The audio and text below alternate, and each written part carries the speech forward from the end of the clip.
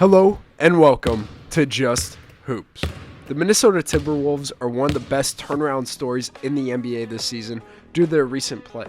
Over the last 2 weeks, they've had the number one defense in basketball with a 105.2 defensive rating, but in their last 10 games, they're 6-4 with a 111.4 defensive rating, holding teams to 104.1, shooting low from the field and effective field goal percentage. But to zoom back out a little bit, for the season, they've been really solid on defense overall with the 7th defensive rating, holding teams 11th in offensive effective field goal percentage, 4th in turnover rate, and they're the number 3 half-court defense in basketball for the season. So now we're going to look at the film and see what the Wolves have done this season defensively that has put them in a spot to compete for a playoff or play-in spot. So to start, I think it's best to talk about their shell-based defensive look that has brought them success this season, especially once things started clicking and the establishment of Rudy Gobert in the middle has been seen.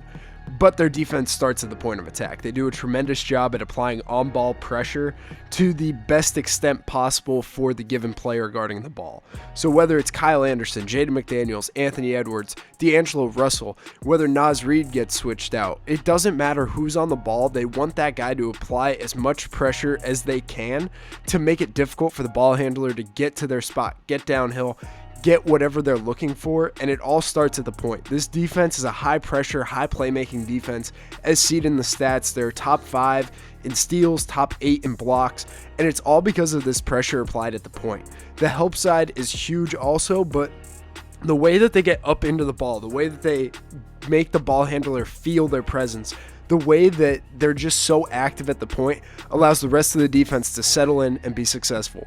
But when it comes to the other 4 guys on the floor, we can see that everyone typically stays home. There's a little bit of switching and zoning up to make sure that there's size on the inside, which we'll talk about later in their rotations. But overall, everybody's staying home. This clip against the Raptors, you can see that it's a one-on-one clip. Everybody else is kind of in their area, finding theirs. Yes, they like loading the box when they can. Kyle Anderson is an example of that in this clip against the Raptors. But overall, everybody's connected to their guy. The only guy that isn't is that low zone up when they're loading up the bottom of the box. Here against the Rockets, we're going to see a similar thing with Kyle Anderson floating to the middle of the floor on that early drive.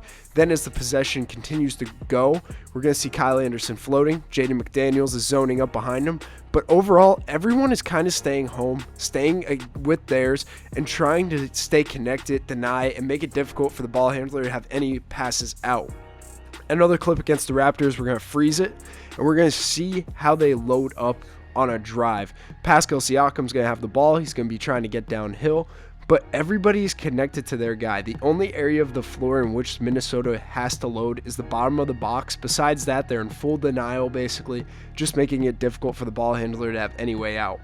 Now, as we dive into this a little bit more, on drives, we're going to have this first drive here. Everybody's staying home. Gobert's doing a really solid job one-on-one. Everybody's kind of like with theirs, looking at the ball, trying to deny those passes out. But on the second drive, we're going to see their help side. So Gobert is zoning up to get the middle of the floor. The bottom of the box is loaded with D'Angelo Russell, but he's going to stunt because he's on the strong side.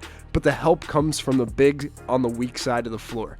There's also some variety in this because he doesn't necessarily have to be on the weak side of the floor, but they just like sending help with size at the rim on these drives.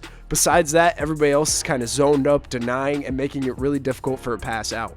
They're one of the best defenses at the rim, top 10 in field goal percentage on rim and short mid-range shots due to their ability to get this big guy, whether it's Gobert, Naz Reid, or any of the other young big guys on the Wolves bench. Just the ability for them to allow everyone else to stay home and allow size to be that primary help.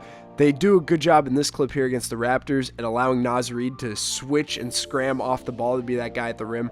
Jaden McDaniels makes the play though. Putting size on the interior is a huge part of their defense, allowing the ball to be high pressure, high activity, and then behind it, you're always going to have size at the rim.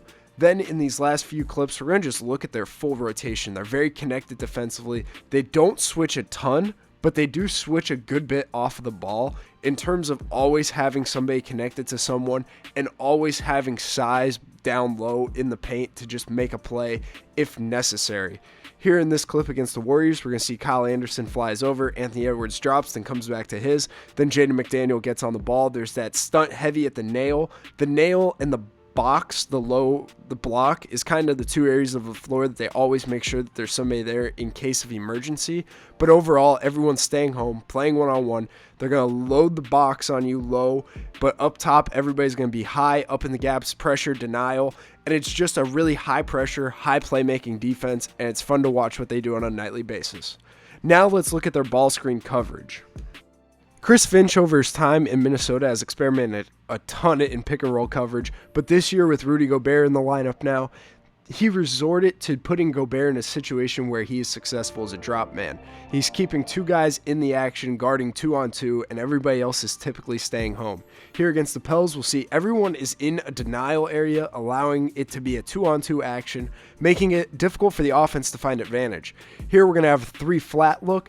We're going to have the guys on the perimeter staying in a spot to deny the pass. Kyle Anderson's kind of flowing the paint to be an extra help if needed, but he's in a spot to still make a play on his.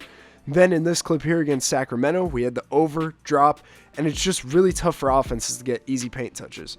Then when we turn it into an empty side pick and roll, we're going to have a traditional triangle look on the backside where the low is loaded up. There's a guy zoning up in the middle and the top guy. Instead of being active at the nail, he's pretty much in denial. Sometimes he's stunting and pretty active at the nail, but overall, they like that guy in denial.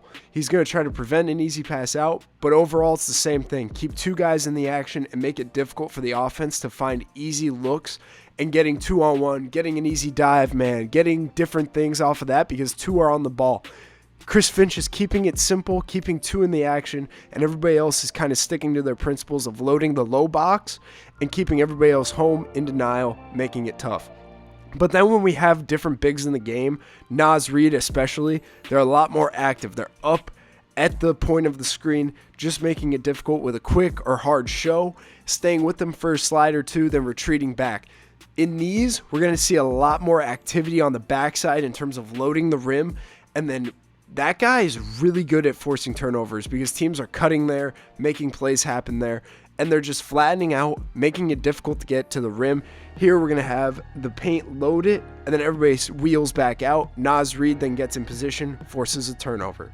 Just the ability to have a backup big and backup bigs that are active and more mobile than Rudy Gobert, that just gives them so much more variety in what they can do in ball screen coverage. It's fun to see them apply this pressure, force turnovers in a pick and roll, and it's just throwing different looks at an offense, and it's hard to compete against. And then lastly, switching. They're not a heavy switching team. They like everybody staying with theirs, but if it's a switchable situation, depending on the matchup, depending on the clock, just different things, they can switch, and then everybody gets stuck to their principles. Unless if it's a mismatch, then we'll have early loading and things like that. But overall, when they switch, it's just because it's a switchable situation, and guys are able to guard different positions and just keep that same pressure and intensity at the point of attack. And lastly, the unlocking of Jaden McDaniels has been a huge part of the success of Minnesota's defense this season. He's taking on big-time assignments on a nightly basis, and his on-off numbers are kind of elite. He's holding teams to minus 1.9% effective field goal percentage. They're negative 7.6% at the rim field goal percentage, and he's holding teams to negative 5.5 points per 100 possessions. He is on the floor, he's impacting at the point, he's an elite help side defender with his ability to block shots and fly around, and he's genuinely guarding his yard and guarding some of the hardest guards in the NBA.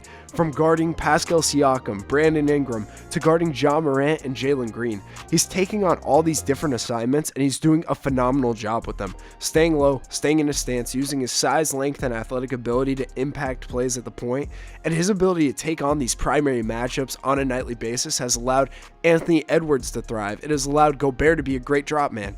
His ability to guard and be such an elite defensive force has allowed everyone else on the team to thrive and become an elite defensive group.